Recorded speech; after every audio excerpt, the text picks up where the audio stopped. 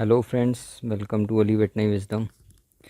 दोस्तों, transition feeding या transition cow management के बारे में आज हम इस वीडियो में बात करेंगे। डेयरी फार्मिंग मतलब एक ऐसा बिज़नेस है जो हमारी देश की एक अच्छी खासी पॉपुलेशन इसमें एंगेज्ड है। मतलब एग्रीकल्चर जो सेक्टर है, एग्रीकल्चर सेक्टर में अगर लाइव स्टॉक फार्मिंग को देखा जाए तो लगभग 14% या उससे भी ज़्यादा लोग डेयरी फार्मिंग में एंगेज्ड हैं। और आजकल का टाइम ऐसा आ रहा है कि लोगों ने पहले तो ये सब्सिडरी होता था कि खेती बाड़ी भी हो रही है और दो चार गाय भी रख ली, तो जो खेती से कुछ बचता था तो वो गाय को डाल दिया जाता था, उससे वो फार्मिंग चलती थी, तो उसमें ज़्यादा कॉस्टिंग वगैरह नहीं देखी जाती थी। लेकिन आज के टाइम में क्या हो गया है कि मतलब डेयरी फार्मिंग एक पूरा व्यवसाय बन चुका है। मतलब उसे फुल टाइम किया जाता है, तो फुल टाइम एम्प्लॉयमेंट की तरह किया जाता है। तो जब फुल टाइम एम्प्लॉयमेंट की तरह किया जा रहा है तो इसमें जाहिर सी बात है इन्वेस्टमेंट्स भी होते हैं। तो हैवी इन्वेस्टमेंट्स के बाद ये आ, जो काम है ये शुरू किया जाता है। तो इसमें गाय आती हैं, महंगी महंगी काउज़ होती हैं, उनके शेड्स महंगे महंगे बनते हैं। मतलब 15-20 लाख रुपए तो कहीं पता ही नहीं चलेगा अगर आप डेयरी फार्मिंग करने लगेंगे तो इस वजह से इसमें बहुत सारे फैक्टर होते हैं। एक पूरी की पूरी मैंने ट्रेनिंग इसमें पिछले साल की थी।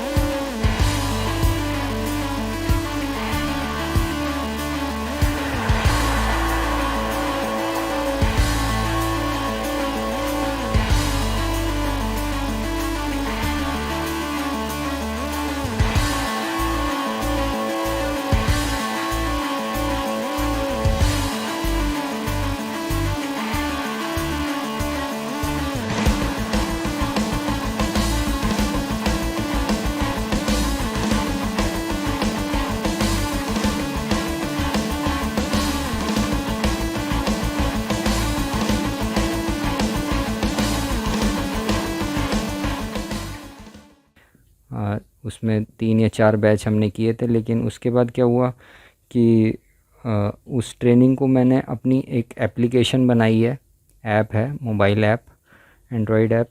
तो वो Ali veterinary wisdom training app नाम से है। उसमें वो पूरी ट्रेनिंग है, लगभग 160 वीडियोज़ हैं, उससे भी ज़्यादा वीडियोज़ हैं उसके अंदर, और 15 दिन का वो कोर्स है। अगर आप लोग करना चाहें तो डिस्क्रिप्शन में उसका मैंने लिंक दिया है, उसे देख सकते हैं। तो ये उस ट्रेनिंग का एक छोटा सा पार्ट था जो काफ़ी अच्छे से उसमें समझाया गया है न्यूट्रिशन के ऊपर। उस ट्रेनिंग में लगभग 5 दिन की क्लासेस जो हैं वो सिर्फ न्यूट्रिशन के ऊपर ही हैं। तो बहरहाल ये तो एक अलग बात हो गई। तो ट्रांजिशन फीडिंग क्यों ज़रूरी होती है, ये हम आज इसमें जानने की कोशिश करेंगे। देखिए, ट्रांजिशन का मतलब क्या होता है।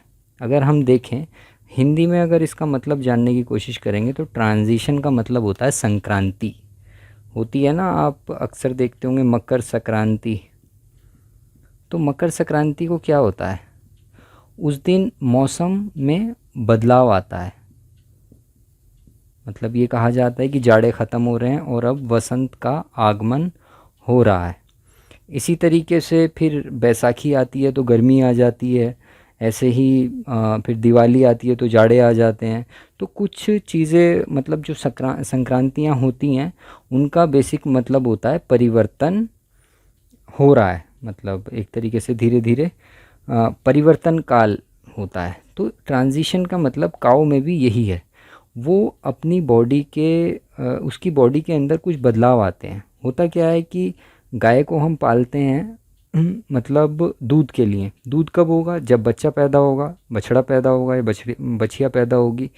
तो जब मतलब वो प्रेग्नेंट हो जाती है काऊ, तो धीरे धीरे क्या होता है, यहाँ पर उसने मान लीजिए काविंग हुई 0 पर, तो धीरे धीरे मिल्क प्रोडक्शन बढ़ना शुरू होता है। तो यहाँ पर वो एनिमल नॉन प्रेग्नेंट रहता है। एक टाइम ऐसा आता है 2 या 3 महीने के बीच में कि वो दोबारा हीट में आता है, उसे प्रेग्नेंट करा दिया जाता है। तो वो प्रेग्नेंट हो जाता है, दूध प्रोडक्शन बढ़ा रहता है, धीरे धीरे डाउन आता है, डाउन आते आते वो बिल्कुल काऊ ड्राई स्टेज में पहुंच जाती है। मतलब यहाँ पर उसका दूध सूख जाता है और उसका ड्राई पीरियड शुरू हो जाता है। तो ये ड्राई पीरियड के अंदर उस काऊ में दूध सूख चुका है, बच्चा बहुत तेज़ी से उसके पेट में बढ़ रहा है, तो उसके अंदर कुछ बदलाव आते हैं, कुछ फिज़िकल बदलाव आते हैं, कुछ बायोकेमिकल बदलाव आते हैं। उन सब बदलावों की वजह से काऊ बहुत ज़्यादा स्ट्रेस में आ जाती है, क्योंकि अभी वो दूध नहीं दे रही है, ड्राई पीरियड में दूध नहीं दे रही है, लेकिन बच्चा उसके पेट में है। ठीक है। फार्मर भी इस वजह से उस पर ज़्यादा ध्यान नहीं देते हैं, क्योंकि उससे कोई इनकम जनरेट उस टाइम नहीं हो रही होती है, और उन्हें जब इनकम जनरेट नहीं हो रही है तो उसके ऊपर इन्वेस्टमेंट भी नहीं किया जाता है। तो वो ड्राई पीरियड के बाद जब उसके पेट में बच्चा होता है तो दोबारा काविंग का समय आता है। जब काविंग का समय आता है तो उसकी जो रिक्वायरमेंट्स होती हैं बॉडी की, वो तुरंत से बदल जाती हैं। इस टाइम रिक्वायरमेंट इतनी नहीं होती है न्यूट्रिशन की, लेकिन यहाँ पर न्यूट्रिशन की रिक्वायरमेंट बहुत ज़्यादा बढ़ जाती हैं काविंग के बाद, क्योंकि उसे दूध प्रोड्यूस करना होता है। तो जब दूध उसे प्रोड्यूस करना है, उसे प्रॉपर न्यूट्रिशन नहीं मिलता है अगर, तो एनिमल में क्या होता है कि तरह तरह की प्रॉब्लम्स और बीमारियां हमें देखने को मिलती हैं। ये कहा जाता है कि जो 80% बीमारियां हैं, डिजीज़ हैं, वो at the time of calving हमें देखने को मिलती हैं या मिलते हैं।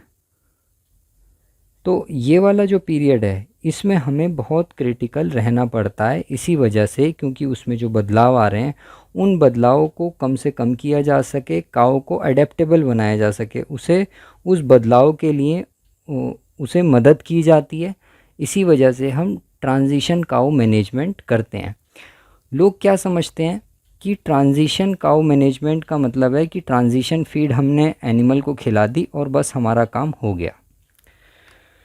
तो ऐसा बिल्कुल नहीं है। ट्रांजिशन फीड जो है वो ट्रांजिशन मैनेजमेंट का एक छोटा सा पार्ट है, 20 से 25%। उसके अलावा भी बहुत सी चीज़ें होती हैं जिन्हें हमें ध्यान में रखना पड़ता है। इसी वजह से आप देखते होंगे कि आप मतलब कि आप ट्रांजिशन फीड बहुत अच्छी क्वालिटी का लेके आए, बहुत अच्छी कंपनी का, बहुत महंगा फीड आपने खिलाया, और मतलब बच्चा देने के बाद आप कोई उसमें इम्प्रूवमेंट नहीं देखते हैं। इसी वजह से नहीं देख पाते हैं क्योंकि आप पूरी की पूरी कहानी को समझे ही नहीं हैं, आपको पता ही नहीं है कि होता क्या है। देखिए ये जो ग्राफ यहाँ पे बना हुआ है, इसे मतलब वेटनरी साइंस में और इन सब में नहीं पढ़ाया जाता है ज़्यादा। मैंने तो पढ़ा नहीं है, ना मैंने ऐसा कोई किताब में देखा है। थोड़ा बहुत कई बुक्स में लिखा है, लेकिन ये सिलेबस का पार्ट नहीं होता है। कुछ बीमारियां जो होती हैं ट्रांजिशन पीरियड में, जैसे मिल्क फीवर है, कीटोसिस है, एबोमेसल डिस्प्लेसमेंट है, आरएफएम है, ये अलग अलग जगह पे अलग अलग सब्जेक्ट्स के अंदर पढ़ाई जाती हैं, लेकिन एज सच कि उसे हर जगह से समझ के हम एक जगह पुट कर दें और फार्मर की समझ में आए, उसे प्रैक्टिकली इम्प्लीमेंट करें और उससे फार्मर का फ़ायदा हो, इस तरीके से ये कोर्स वेटनरी साइंस में नहीं पढ़ाया जाता है। तो बहुत सारे डॉक्टर भी इसके बारे में नहीं जानते हैं, जो इन बीमारियों से, इन प्रॉब्लम से जूझते हैं, उन्हें भी इसके बारे में इतना नहीं पता होता है। तो ये जो ग्राफ यहाँ पर दिया हुआ है, ये सबसे ज़्यादा एक ज़रूरी ग्राफ है। अगर आप डेयरी फार्मर हैं और आपको इस ग्राफ के बारे में नहीं पता है तो ये बहुत अफसोस की बात है, और आप डेयरी फार्मिंग में कुछ हासिल नहीं कर सकते हैं अगर ये चीज़ आपको नहीं पता है। तो यहीं से ट्रांजिशन काऊ मैनेजमेंट या ट्रांजिशन फीडिंग और उन सब की जड़ जो है वो यही ग्राफ है। तो इसमें आप देख सकते हैं कि ये 3 इसमें लाइनें, एक काली लाइन है, एक लाल है और एक नीली है। तो जो काली लाइन है ये मिल्क प्रोडक्शन की लाइन है, और यहाँ पे काविंग हुई है, और ये मंथ्स में इधर बताया गया है कि पहला महीना, दूसरा महीना, तीसरा, चौथा, पाँचवा, ये करते करते 12 महीने की ये साइकिल यहाँ पर है। और 12 महीने बाद फिर 10 महीने बाद हालांकि ये ड्राई हो जाती है, तो ड्राई पीरियड में चली जाती है। तो हम देखते हैं कि जो दूध होता है, दूध धीरे धीरे बढ़ना शुरू होता है, यहाँ पर ये पीक पे आता है, पीक प्रोडक्शन इसे क्या कहा जाता है। और ये पीक पे आने के बाद धीरे धीरे डाउन होता है और डाउन होता होता ये फिर 10 महीने बाद गाय दूध देना बंद कर देती है। मतलब हम ये मानते हैं एक मॉडर्न काऊ उसमें कि 300 दिन की लैक्टेशन होती है। ठीक है, तो 10 महीने 11 महीने इतने की लैक्टेशन होती है। ये पीक पीरियड होता है, पीक के बाद ये धीरे धीरे नीचे आने लगता है। दूसरी लाइन क्या दर्शाती है, नीली वाली, तो जैसे जैसे दूध बढ़ रहा होता है वैसे वैसे वेट घट रहा होता है और तीसरे चौथे महीने तक आते आते ये इतना घट जाता है कि इसके बाद फिर सेकंड स्टेज शुरू हो जाती है। ये फर्स्ट स्टेज है, ये सेकंड स्टेज है और ये थर्ड स्टेज है ऑफ लैक्टेशन। ठीक है, first trimester, second trimester, third trimester. तो बॉडी वेट घटने लगता है। उसके बाद जब दूध कम होने लगता है तो बॉडी वेट फिर बढ़ने लगता है। बढ़ते बढ़ते एक स्टेज पे आता है, फिर लेट लैक्टेशन में काफ़ी ज़्यादा बढ़ता है और फिर वहीं पे आ जाता है जहाँ पर ये पहले था, बशर्ते आपने उसकी फीडिंग अच्छी की हो। इसके बाद क्या होता है कि तीसरी जो लाइन है ये हमें दर्शाती है, काली ये जो लाल लाइन है ये हमें दर्शाती है कि पशु चारा कितना खा रहा है। DMI का मतलब है ड्राई मैटर इनटेक। अगर आपको ड्राई मैटर के बारे में नहीं पता है तो आप मेरी कोई वीडियो देख सकते हैं, उसमें मैंने बताया है किसी को, काफ़ी सारी वीडियोस में। तो DMI जो पशु चारा खाता है वो इतना नहीं होता कि वो मिल्क प्रोडक्शन को पूरा कर सके। मतलब उसका खाना इतना नहीं वो खा पाता है, उसके पेट में जगह नहीं होती है, उसका बॉडी इस तरीके से तैयार नहीं होती है कि वो ज़्यादा दाना चारा खा सके। तो बॉडी को रिक्वायरमेंट ज़्यादा है, मतलब दूध के अंदर न्यूट्रिएंट्स ज़्यादा निकल रहे हैं, मिल्क के लिए न्यूट्रिएंट्स ज़्यादा चाहिए, लेकिन वो इतना खा ही नहीं रहा है, DMI उसकी डाउन है। तो एक गैप बन जाता है। तो ये जो गैप होता है ये कहलाता है नेगेटिव एनर्जी बैलेंस, इसे हम नैब कहते हैं। तो ये नैब तो जो मॉडर्न काउज़ हैं वो इस नैब को एक तरीके से एडजस्ट करने के लिए बनी है। मॉडर्न काउज़ एक तरीके के मतलब साइंस के चमत्कारों में से एक है। आजकल की जो गाय है आप देखते हैं ऐसे ही सड़कों वड़कों पे भी फिरती रहती है, क्योंकि उसका इस तरीके से मैनेजमेंट नहीं किया गया। अगर आप प्रॉपर इस तरीके से मैनेजमेंट करेंगे तो कोई भी सड़क चलती हुई गाय के अंदर इतना पोटेंशियल है आज के टाइम में कि वो कम से कम 30 लीटर दूध दे सकती है। बिल्कुल मैं ये बात मतलब दावे से कह रहा हूँ, क्योंकि जब से मैंने ट्रेनिंग शुरू की, ट्रेनिंग से पहले से भी 3-4 सालों से इस चीज़ को मैं पढ़ रहा था और फार्मर जो मुझे मतलब मेरे कांटेक्ट में रहते हैं और फॉलो करते हैं इंस्ट्रक्शंस को, उनके साथ भी मैंने इस चीज़ को आजमाया है। तो कोई भी सड़क चलती गाय के अंदर इतना पोटेंशियल है कि वो 30 लीटर तक कम से कम दूध दे सकती है।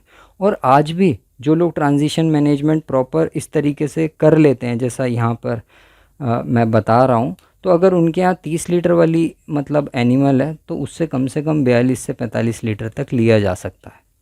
लेकिन ऐसा नहीं हो सकता कि आपने मुझे कॉल किया या व्हाट्सएप किया कि सर हम कैसे दूध बढ़ाएं, तो मैंने आपको बीच में से ही उसे बता दिया और आपने 30 लीटर का 40 लीटर कर लिया। उसके लिए फिर मैं वही कहूँगा कि कोई फीड नहीं, अगर कोई कह रहा है कि मैं फीड से इतना दूध बढ़ा दूंगा तो झूठ बोल रहा है। ना कोई ऐसा प्रोडक्ट बना है कि वो गाय के दूध को इतना ड्रास्टिकली बढ़ा सके। हाँ, मैनेजमेंट अगर आप करें पहले दिन से लेकर, जब डे 1 में उसकी काविंग होती है उससे लगभग 1 महीना पहले से अगर आपको वो गाय मिल जाती है तो आप उसके साथ इतना अच्छा मैनेजमेंट कर सकते हैं, ट्रांजिशन काउ मैनेजमेंट कर सकते हैं। ट्रांजिशन फीडिंग उसी का पार्ट होती है। तो वहाँ पे हम एनिमल को, अगर उसने पिछली जो पीक प्रोडक्शन है अगर उसने 40 लीटर दिया है तो आप उसे 50 लीटर तक कर सकते हैं। मैंने कई मतलब ऐसी काउस का भी न्यूट्रिशन बनाया है, फॉर्मुलेशन बनाया है जो PDFA वगैरह में जिन्होंने 90-90 लीटर तक दूध दिया है, 80-80 लीटर तक दूध दिया है। तो लेकिन उनमें भी यही चीज़ फॉलो करनी पड़ती है कि हमें ये पता रहे कि कब हमें उसे खिलाना है, कब हमें ये देखते हैं कि कब नेगेटिव एनर्जी बन रही है, कब उसका कैल्शियम को हमें वो सस्टेन करना है, कब एनर्जी को सस्टेन करना है, ताकि उसका जो मिल्क प्रोडक्शन है वो बना रहे। तो जो मैं मॉडर्न काउस की मैं बात कर रहा था वो इसी तरीके से या इसी तरह से हमें हमें उसे देखना होता है। तो अगर यहाँ पर एनर्जी ना मिले मतलब या कम हो जाए, अब वो दाना चारा तो खा नहीं रही है क्योंकि उसके अंदर कैपेसिटी नहीं है। क्यों कैपेसिटी नहीं है? जब धीरे धीरे करके एनिमल प्रेग्नेंट होता है और उसके अंदर जो काफ होता है वो बढ़ने लगता है, तो जो एनिमल का पेट होता है उसके अंदर दो पार्ट होते हैं। इधर तो मान लीजिए यूट्रस है और इधर उसका र्यूमेन है। अब पेट में तो उतनी जगह है ना, गाय तो उतनी बड़ी है, मान लीजिए अगर हमारी 500 किलो की गाय है तो उतनी बड़ी है। तो धीरे धीरे करके जो काफ है वो इसके अंदर बड़ा होगा, तो वो कहाँ पे धक्का लगाएगा, किस चीज़ को दबाएगा? जाहिर सी बात है र्यूमेन को दबाएगा, र्यूमेन के ऊपर प्रेशर लगाएगा और धीरे धीरे बड़ा होता चला जाएगा। मतलब सोचिए कि एक 40 किलो का, 35 किलो का, 40 किलो का काफ उस छोटी सी जगह में पनप रहा होता है ना। तो वो र्यूमेन के ऊपर धक्का लगाता है तो र्यूमेन या उसका पेट जो है वो धीरे धीरे छोटा होता चला जाता है। वो एक टाइम आके इतना छोटा हो जाता है और काफ काफ़ी बड़ा हो जाता है। मान लीजिए जब वो 9 मंथ की प्रेग्नेंट होती है तो वो र्यूमेन के ऊपर बहुत दबाव लगाता है। तो र्यूमेन की जो कॉन्ट्रैक्टिबिलिटी है, जो वो एक तरीके से संकुचित होता है, डाइजेस्ट करता है, उसके अंदर ह्यूमन पेपिला होते हैं, उसका स्ट्रक्चर होता है, वो सब कुछ दब जाता है और उसका डाइजेशन काऊ का बहुत कम हो जाता है। तो ऐसे में जब उसका डाइजेशन नहीं हो रहा है प्रॉपर, वो कॉन्ट्रैक्ट नहीं हो पा रहा है, तो पशु दाना चारा खाना कम कर देता है। तो इसको हमें अडेप्ट कराना होता है, क्योंकि जैसे ही ये काविंग होगी, यहाँ पे काविंग हो जाएगी, अब जैसी काविंग हुई तुरंत वो तो निकल गया काफ। अब लेकिन र्यूमन तो एकदम अपनी स्टेज में नहीं आएगा ना जैसा पहला था, वो उसे आते आते टाइम लगता है। और कुछ और भी वजहें होती हैं जिनकी वजह से ये खाना पीना छोड़ देता है एनिमल। जैसे कैल्शियम की कमी हो जाती है, एनर्जी की कमी हो जाती है, एस्ट्रोजन बहुत ज़्यादा होता है, उसकी वजह से इम्यून सिस्टम डाउन हो जाता है बॉडी का, है ना, इम्यून सेल्स एग्जॉस्ट हो जाती हैं। तो बहुत सारे ये वाले फैक्टर्स होते हैं, वो भी मैं बताऊंगा आपको। लेकिन अगर आपको पूरा का पूरा ये जानना है ना, पॉसिबल ही नहीं है कि एक छोटा सा 20-30 मिनट के वीडियो में या 1 घंटे का भी वीडियो बनाऊं कि उन सारी डिटेल्स को मैं इसमें कवर कर सकूं। लेकिन मोटी मोटी मैं बात बता रहा हूं। तो एनिमल क्या होता है कि इतना खाता नहीं है जितनी उसे ज़रूरत होती है। तो ये जो एनर्जी, नेगेटिव एनर्जी बैलेंस है, ये वाला जो पार्ट है, इसे पूरा करना होता है। तो जो मॉडर्न एनिमल्स हैं ये एक मतलब इन जेनेटिक्स का एक मार्वल है, मतलब एक चमत्कार है एक तरीके से मॉडर्न जेनेटिक्स का। ये करते क्या है कि जब एनिमल को ज़रूरत होती है ना एनर्जी की, तो बॉडी में से बहुत बेइंतहा मतलब तेज़ी के साथ उसकी मसल्स डिज़ोल्व होती हैं, उसका फ़ैट डिज़ोल्व होता है और हड्डियों में से कैल्शियम निकल के आता है। लेकिन दूध को वो सस्टेन करती हैं। अगर आप फीडिंग पुअर करेंगे ना, आप सोचेंगे कि मैं तो जो कुछ भी खिला रहा हूँ और मेरी गाय तो 18 लीटर दूध दे ही रही है, 20 लीटर दूध दे ही रही है। लेकिन जैसे वो 18 और 20 लीटर दूध देती है ना, लेकिन वो तीसरे चौथे महीने आते आते उसकी हड्डियाँ दिखने लगती हैं, क्योंकि आपने वहाँ पे फीडिंग उसकी प्रॉपर नहीं की थी और वो अपना वज़न लूज़ करने के लिए ही बनी है। देखा आपने वेट कितनी तेज़ी से लॉस होता है। ऐसा देसी गाय में नहीं होता, ना ही भैंसों में इतनी तेज़ी से होता है। लेकिन जो HF काउज़ हैं, जर्सी काउज़ हैं, उनके क्रॉस ब्रेड हैं, उनमें ये कैरेक्टरिस्टिक बहुत अच्छी देखने को मिलती है कि वो अपना वज़न तेज़ी से गिराती हैं। लेकिन दूध हमें कहाँ से मिलता है? ये तो बात हो गई उसके वज़न गिराने की कि वो अपने दूध को सस्टेन कर लेगी। तो बॉडी रिज़र्व जो होते हैं उन्हें हमें कम से कम डाउन करना होता है। हम कोशिश ये करते हैं कि डाउन तो होंगे वो, लेकिन कम से कम डाउन होने चाहिए। अगर वो कम से कम डाउन होंगे तो काऊ अपनी हेल्दी स्टेट में रहेगी। मान लीजिए वेट इतनी तेज़ी से ना गिर के मतलब धीरे धीरे गिरता और कम गिरता, तो नेगेटिव एनर्जी का जो पार्ट है वो कम हो जाएगा। तो बॉडी रिज़र्व डाउन होते हैं, लेकिन इतने नहीं होने चाहिए। हमें क्या करना है कि जो एनर्जी है वो बॉडी से ना जाके वो फीड से जाए। और फीड से कब जाएगी? जब एनिमल चारा दाना खाएगा at the time of calving. इस वजह से हमें ट्रांजिशन और मतलब फीडिंग की ज़रूरत होती है, ट्रांजिशन काउ मैनेजमेंट की ज़रूरत होती है कि at the time of calving animal की जो फीड इनटेक है वो भरपूर रहे। लेकिन ये इतना आसान नहीं है कि आपने उसके आगे दाना चारा डाल दिया और उसने खा लिया। एनिमल की भूख को बनाए रखना at the time of calving, यही सबसे बड़ा चैलेंज होता है ट्रांजिशन काउ मैनेजमेंट का। तो दो बातें होती हैं ट्रांजिशन की जब फीडिंग की हम बात करते हैं। एक तो बात ये होती है कि वो ट्रांजिशन फीड ऐसा हो कि एनिमल का बॉडी रिजर्व्स को मेंटेन करे, मतलब उसका वेट बना के रखे। सही है। और दूसरी बात ये होती है कि जो बॉडी के अंदर बदलाव आ रहे हैं या आने वाले हैं, कैल्शियम को लेके, एनर्जी को लेके, इम्यूनिटी को लेके।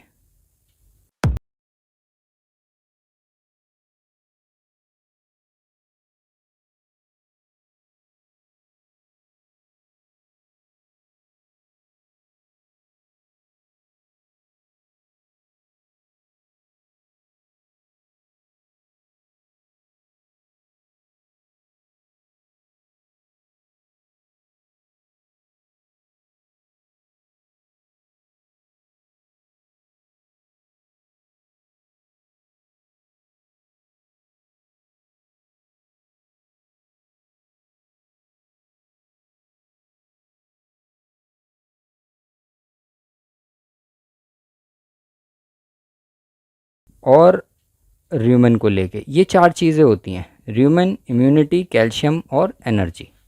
अगर इन चारों चीज़ों को आपने at the time of transition maintain कर लिया तो आपको फिर पूरी लैक्टेशन, मतलब सिर्फ इतना पार्ट में आप काम करें, 40-42 दिन आप मेहनत कर लें, उसकी फीडिंग अच्छी कर लें, उस पर ख़र्चा कर लें, और ये जो सारा का सारा टाइम है इसके बाद आप चारपाई पे बैठें और आपकी गाय आपको इतना दूध देगी जितना आपने सोचा भी नहीं होगा।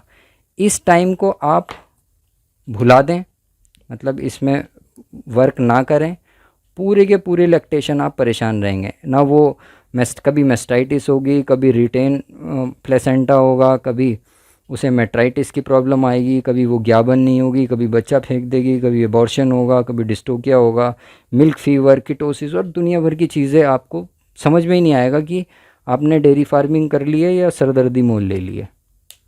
ठीक है। तो ये ज़रूरी होता है हमारे मतलब एनिमल्स के लिए कि हम at the time of calving उसका फीड इनटेक को बना के रखें और उसे बढ़ाने की कोशिश करें। जितना भी एनिमल खा रहा है उसे हम बढ़ाएं। तो हमें पता कैसे चलेगा कि कितना हमें एनिमल को देना है, क्या क्या उसकी रिक्वायरमेंट है। तो ये बात तो हमें पता ही है अब इस ग्राफ के ज़रिए से कि एनिमल नेगेटिव एनर्जी में तो रहता है, लेकिन कोशिश हमें ये करनी है कि ये नेगेटिव एनर्जी कम से कम उसमें जाए। और जितना जल्दी एनिमल फीड इनटेक को हासिल करेगा उतनी जल्दी वो उसमें पहुंच जाता है। तो ट्रांजिशन फीड में सबसे पहला जो पार्ट आता है वो आता है एनर्जी का। हमें ऐसी एनर्जी देनी होती है, मतलब जाहिर सी बात है लैक्टेशन में जो एनर्जी होगी वो ज़्यादा एनर्जी की रिक्वायरमेंट होती है, इस टाइम कम एनर्जी की रिक्वायरमेंट होती है। लेकिन एनर्जी कहाँ से आ रही है? जो हम उसमें मक्का, गेहूँ, चोकर, ये सब चीज़ें डाल रहे हैं उससे आती है एनर्जी। तो उसे ऐसा मेंटेन करना है कि र्यूमन हैबिचुअल हो जाए उस पर्टिकुलर फीड का या उस एनर्जी को मेटाबोलाइज करने का। ऐसा ना हो कि यहाँ पे तो आपने फीड दिया नहीं और जब लैक्टेशन में आया तो खूब सारा फीड देने लगे और र्यूमन में जाके उसका स्टेसिस हो गया, वो र्यूमन में जाके एक तरीके से सड़ने लगा, एसिडोसिस हुआ। एसिडोसिस मतलब आपने बहुत सारा उसे मान लीजिए दाना दे दिया, कल तक आप कुछ नहीं दे रहे थे और एकदम से आपने उसे गेहूँ, दलिया वलिया ये सब चीज़ें, गुड़ वुड़ सब देना शुरू कर दिया। उसके र्यूमन में एसिडिटी बनी, उसने सारे बैक्टीरिया मार दिए। अब वो एनिमल ने खाना दाना छोड़ दिया, वो प्रॉपर नहीं खा रहा है जितना उसे खाना चाहिए था। थोड़ा बहुत खाता रहता है लेकिन इतना वो नहीं खाता है। तो एनर्जी को सबसे पहले हमें इस पूरे उसमें मतलब लेके आना होता है, इतनी एनर्जी को कि वही हम फिर लैक्टेशन में उसे ट्रांसफ़र करेंगे। मतलब ट्रांजिशन फीड हमें ऐसा बनाना है कि वही इंग्रेडिएंट हम लैक्टेशन में रखें। फिर आती है प्रोटीन की बात। अच्छा, प्रोटीन को ये माना जाता है कि प्रोटीन एक बहुत लिमिटिंग फैक्टर है ट्रांजिशन काउज़ में, क्योंकि जो बछड़ा बढ़ रहा है वो उसे प्रोटीन की बहुत ज़्यादा रिक्वायरमेंट होती है। जो पेट के अंदर बछड़ा है जो इंक्रीज़ हो रहा है लास्ट के 2 महीने में, ये एक्सपोनेंशियल ग्रोथ होती है। मतलब 7 महीने की एज तक इसका वेट 10 किलो भी नहीं होता है टोटल, लेकिन वो जो 8वां 9वां महीना होता है उसमें ही 35 किलो का हो जाता है, इतनी तेज़ी से बढ़ता है। तो प्रोटीन की रिक्वायरमेंट बछड़े को बहुत होती है, लेकिन प्रोटीन हम कम कर देते हैं क्योंकि प्रोटीन वाला फीड होता है थोड़ा महंगा। तो वो बॉडी रिजर्व्स को बनाने के लिए भी प्रोटीन बहुत हमें ज़रूरी होता है। तो दूसरा पार्ट आता है प्रोटीन का, लेकिन इतना प्रोटीन नहीं होता जितना लैक्टेशन के उसमें होता है। ठीक है, फिर आती है इसमें कैल्शियम। कैल्शियम रिक्वायरमेंट यहाँ पर है क्योंकि होता क्या है कि काविंग हुई एकदम से कैल्शियम डाउन चला जाता है और मिल्क फीवर हो जाता है। अगर कैल्शियम की रिक्वायरमेंट होती है 8 से 12 या 10 मान लें मिलीग्राम पर डेसीलीटर, लेकिन अगर ये 4 से 6 है तो ये कहलाता है सब क्लिनिकल मिल्क फीवर।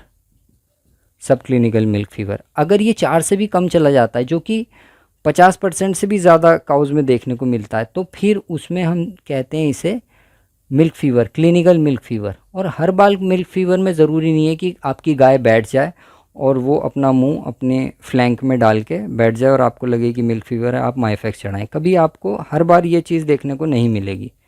तो अगर 4 से 6 वाला भी है तो कैल्शियम काफ़ी डाउन चला जाता है, और कैल्शियम बहुत सी चीज़ों के लिए रिक्वायरमेंट मतलब कैल्शियम की रहती है। सिर्फ दूध में ही नहीं आ रहा है कैल्शियम, कैल्शियम बॉडी के मसल कॉन्ट्रैक्शन के लिए भी चाहिए, इंटेस्टाइन की मोटिलिटी के लिए भी चाहिए, जो थनों में जो कॉन्ट्रैक्शन हो रहा है, या जो स्फिंक्टर है, जो थनों का एक वो होता है ना जहाँ से दूध आता है, तो यहाँ पर कुछ मसल्स होती हैं। अगर कैल्शियम डाउन हो जाता है ब्लड में तो ये मसल्स कॉन्ट्रैक्ट नहीं रह पाती हैं, यहाँ से फिर बैक्टीरिया अंदर जाते हैं, मेस्टाइटिस कर देते हैं। ऐसे ही मेट्राइटिस में होता है कि वो जो फीटल मेम्ब्रेन होती हैं उनके अंदर इतनी एनर्जी नहीं बचती है, इतना कैल्शियम नहीं बचता है कि वो उसे बाहर फेंक सकें। तो कैल्शियम की एक रिक्वायरमेंट होती है, लेकिन कैल्शियम ट्रांजिशन फीड में डाला नहीं जाता या बहुत कम डाला जाता है। इसकी भी एक वजह है, वो मिल्क फीवर की जो मैंने एक वीडियो बनाई हुई है उसके अंदर बताया है कि किस तरीके से हम डीकैड को बैलेंस करते हैं जिससे कैल्शियम को मोबिलाइज़ किया जाता है। ये भी ट्रांजिशन फीडिंग की एक प्रॉपर मतलब जब ट्रांजिशन फीड बनाते हैं तो इसका भी ध्यान रखते हैं। कैल्शियम की रिक्वायरमेंट है लैक्टेटिंग काऊ में, लेकिन ऐसा बनाया जाता है कि बॉडी से कैल्शियम मोबिलाइज़ करें, तो डीकैड को मेंटेन किया जाता है, जो डाइट्री कैटायन एनायन बैलेंस है। मतलब फीड को बेसिकली एसिडिक बनाया जाता है।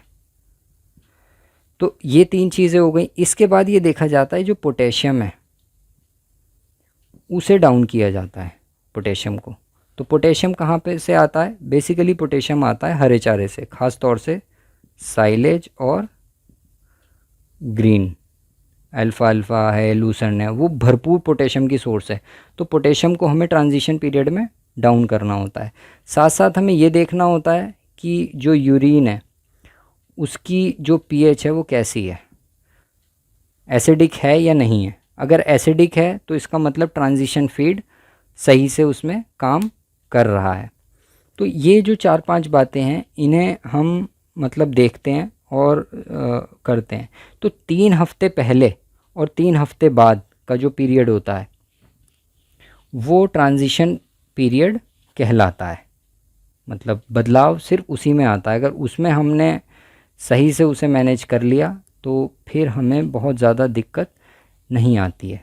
तो हम देखते हैं कि ये यहाँ पे काविंग हो रही है, बछड़े को जन्म दिया, यहाँ पे 21 दिन पहले और 21 दिन बाद। तो 3-4 चीज़ों का इसमें ध्यान हम रखते हैं। तो अगर इसमें हमने काऊ की हेल्थ को मेंटेन कर लिया तो पूरी लैक्टेशन, पूरी उसकी जो लाइफ होगी, लैक्टेटिंग लाइफ होगी, उसमें हमें चिंता करने की ज़रूरत नहीं है। दूध भी आपको कम से कम नहीं तो 30% ज़्यादा मिलेगा। ठीक है, तो र्यूमन को हैबिचुअल बनाना है एनर्जी के लिए। ठीक है, सबसे पहला पॉइंट। दूसरा पॉइंट, निगेटिव एनर्जी बैलेंस को कंट्रोल करना है या मेंटेन करना है। कि ज़्यादा नेगेटिव ना जाए। जो ग्राफ का वाला पार्ट दिखाया था वो छोटे से छोटा होना चाहिए। ऐसा ना हो कि एनिमल अपना बहुत ज़्यादा बॉडी वेट को लूज़ कर दे। अगर वो बॉडी वेट लूज़ कर रहा है, मतलब 1 किलो 1.25 किलो से ज़्यादा बॉडी वेट लूज़ हो रहा है और मिल्क प्रोडक्शन आपका 30 किलो से कम है, तो इसका मतलब आपके फीडिंग में, आपके ट्रांजिशन फीड में, ट्रांजिशन मैनेजमेंट में दिक्कत है। देखिए दुनिया भर की कंपनियां काम कर रही हैं, करोड़ों अरबों रुपए का बिज़नेस है। डेयरी फार्मिंग जो है वो 7 लाख करोड़ रुपए की इंडस्ट्री है, इससे भी ज़्यादा की।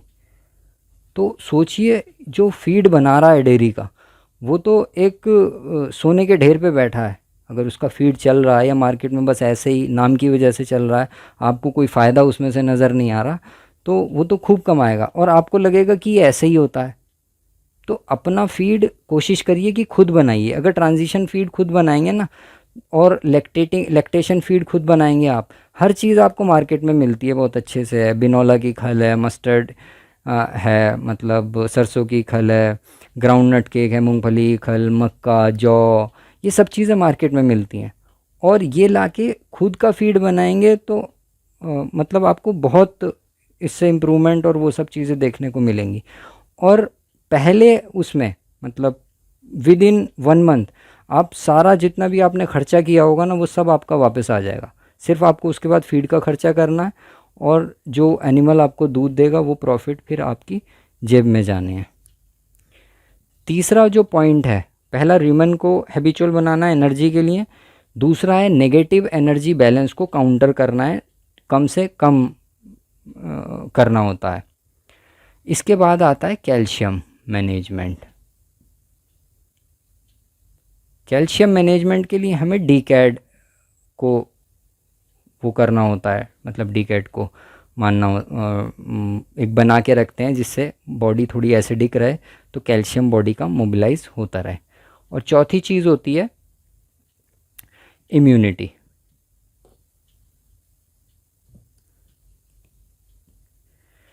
जैसे ही गाय बछड़ा देती है तुरंत इसका इम्यून सिस्टम धड़ाम से गिरता है।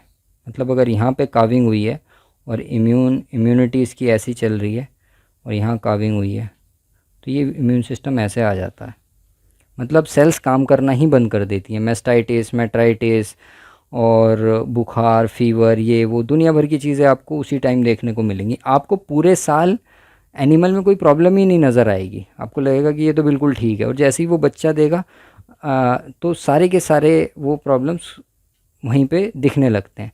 तो इम्यूनिटी कोई छोटा पार्ट नहीं है, इसे भी मैनेज करना। अगर एनर्जी और कैल्शियम को मैनेज कर लेंगे ना, इम्यूनिटी अपने आप मैनेज हो जाती है, थोड़ा बहुत विटामिन ई और ये सब चीज़ें देकर।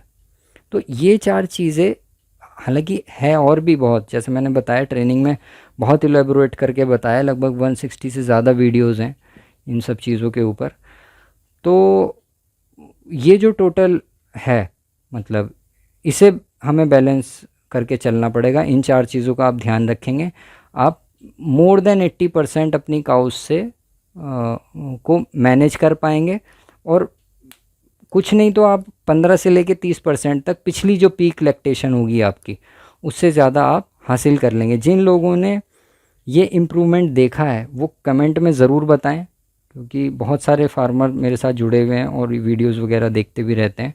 तो वो लोग इसको ज़रूर मतलब बताएं कि कैसा उनका एक्सपीरियंस रहा है।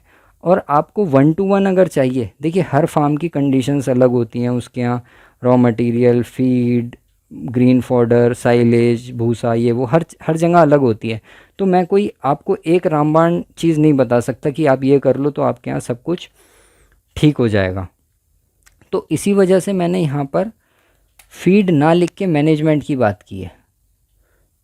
तो फीड उसका एक पार्ट है और फीड की कंपनियां ट्रांजिशन फीड के नाम पे खूब पैसा मतलब बटोरती हैं, लेकिन कोई किसी को एजुकेट नहीं करता है कि ये है क्या, ये दे रहे हैं तो उसे, अगर आप फीड लेके आए, कोई ट्रांजिशन फीड आपने लेके आए,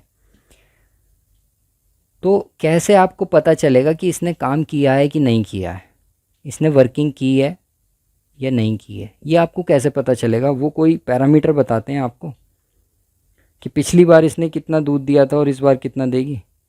कोई इसका पैरामीटर नहीं है। लेकिन सिर्फ अंधाधुन ये चला जा रहा है कि ट्रांजिशन फीड है तो चलो भाई हम भी ले लेते हैं और इसमें खूब पैसा खर्च करते हैं। आप समझिए, तो जब तक आपको ये बात नहीं पता चलेगी, आपने भी ये वीडियो देखा, अब इस वीडियो में आपको कोई काम की बात लगी है ना, तो उसे आप परख के देखेंगे। तो अगर आप उसे परखेंगे तो आपको या तो रिज़ल्ट पॉजिटिव मिलेंगे या नेगेटिव मिलेंगे, आपको लगेगा कि यार ये इम्प्रूव हुआ या नहीं। लेकिन जिस गाय ने अभी तक दूध ही नहीं दिया है और आप उसे ट्रांजिशन फीड खिला रहे हैं, तो आप उसे किसके साथ कंपेयर करेंगे? ठीक है, तो खाली फीड पे ध्यान ना दें। कहने का मकसद ये है कि फीड पे ध्यान ना दें, पूरा का पूरा मैनेजमेंट होता है कि उसे आपको स्पेस कितनी देनी है एनिमल को। इसमें कुछ चीज़ें देखी जाती हैं, जैसे कि vitamins, minerals, protein, fibre content के लिए वो प्रॉपर मतलब बैलेंस है फीड या नहीं है, पोटेशियम परसेंटेज कितना जा रहा है, बंक स्पेस। जो हमारी गाय होती है, जब वो बछड़ा देने वाली होती है तो वो थोड़ी शाय हो जाती है। शाय का मतलब है थोड़ी शर्मीली हो जाती है और दूसरी गाय से हट के बच के खड़ी रहती है। तो हम उसे प्रॉपर फीडिंग स्पेस दे रहे हैं कि नहीं दे रहे हैं? पहले हमने इतनी फीडिंग स्पेस दी और अब उसे इतनी की ज़रूरत है क्योंकि वो दूसरी गाय से बच के रहना चाहती है। तो वो दिया जा रहा है कि नहीं दिया जा रहा है? जो हमारे सुपरवाइज़र्स हैं, ऐसा तो नहीं है कि आपने मतलब अभी तक उन गाय को कोई और हैंडल कर रहा था जब तक वो दूध दे रही थी, उसके बाद जब वो ट्रांजिशन पीरियड में आई तो कोई और हैंडल करने लगा, तो उससे भी एनिमल के ऊपर स्ट्रेस आता है। तो ये सब मैनेजमेंट का पार्ट है। तो इन सब चीज़ों को हमें देखना होता है और उसके बाद हम ये डिसाइड करते हैं कि हम कैसा फीड बनाएं। जो बाहर से फीड आता है उसका हमें पता नहीं होता कि उसके अंदर है क्या, वो कैसे काम करेगा या कर सकता है। तो खुद इसमें थोड़ा ट्राई कीजिए। आपको मेरी हेल्प लेनी है, मैं हेल्प भी आपकी कर सकता हूँ जो फार्मर्स हैं, बशर्ते कि आप फीड खुद बनाएं। ठीक है, बाकी अगर ज़्यादा जानना चाहते हैं आप ट्रेनिंग को भी ज्वाइन कर सकते हैं। और तो आज के लिए इतना ही है। ट्रांजिशन फीड क्यों ज़रूरी होता है ये बताया मैंने आपको। अब कमेंट्स में आप ज़रूर बताइए वीडियो में कि कैसा लगा ये आपको वीडियो, और कुछ और टॉपिक्स अगर आपके दिमाग में हैं तो उन्हें भी हम देखने की और एक्सप्लेन करने की कोशिश करेंगे। कंसल्टेशन के लिए नीचे लिंक में दिया गया है और डिस्क्रिप्शन में व्हाट्सएप का लिंक, उस पर आप क्लिक करेंगे तो व्हाट्सएप पे हमसे जुड़ सकते हैं। Thank you.